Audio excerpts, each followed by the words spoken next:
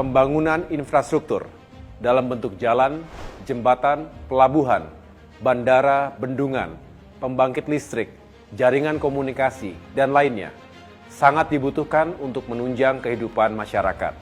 Pembangunan infrastruktur ini juga akan meningkatkan produktivitas dan pertumbuhan ekonomi nasional. Pada era pemerintahan Presiden SBY yang didukung Partai Demokrat, kita juga melakukan pembangunan infrastruktur melalui program MP3EI, Master Plan Percepatan dan Perluasan Pembangunan Ekonomi Indonesia. Beberapa karya yang telah dinikmati antara lain Jembatan Suramadu, Tol Bali Mandara, Kelok 9, Bandara Sepinggan, Bandara Kuala Namu, dan karya-karya lainnya se-Indonesia. Bahkan banyak proyek infrastruktur yang dibangun di era pemerintahan Presiden Jokowi sudah dirintis dan mulai dibangun sejak era pemerintahan Presiden SBY. Kami yakin proyek-proyek infrastruktur yang saat ini telah dijalankan oleh pemerintahan Presiden Jokowi akan dilanjutkan oleh pemerintahan era berikutnya. Meski demikian, agenda pembangunan infrastruktur harus sejalan dengan prioritas kebutuhan rakyat yang utama, serta berorientasi pada peningkatan ekonomi masyarakat dan peningkatan kualitas sumber daya manusia. Selain itu, pembangunan infrastruktur juga harus menjunjung tinggi prinsip keadilan, sehingga infrastruktur pedesaan, daerah terluar, terdalam, dan tertinggal tidak boleh diabaikan. Jika tidak, pembangunan infrastruktur justru akan menimbulkan ketimpangan sosial.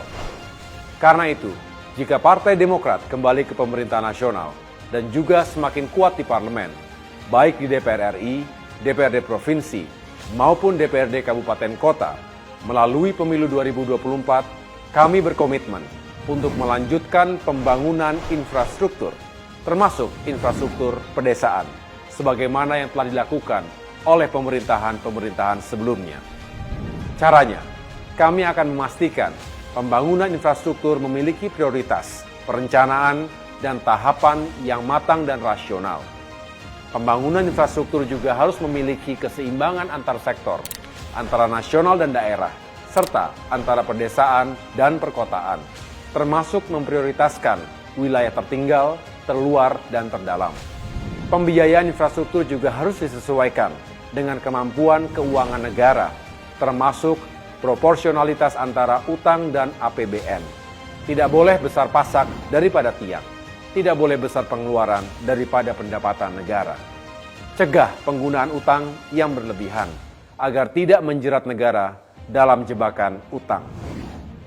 Itulah komitmen Partai Demokrat untuk melanjutkan pembangunan infrastruktur ke depan, agar kita mampu melakukan percepatan transformasi ekonomi dan juga menghadirkan keadilan bagi seluruh rakyat Indonesia. Untuk itu, saya Agus Harimurti Yudhoyono, AHY, Ketua Umum Partai Demokrat, memohon kesediaan Bapak, Ibu, Saudara-saudara sekalian untuk datang ke TPS pada tanggal 14 Februari 2024. Coblos nomor 14, Partai Demokrat.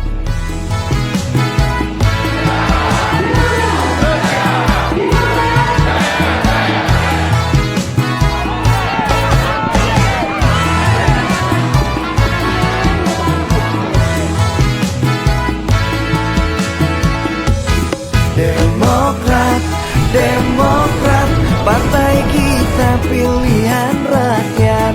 Demokrat, partai kita pilihan rakyat.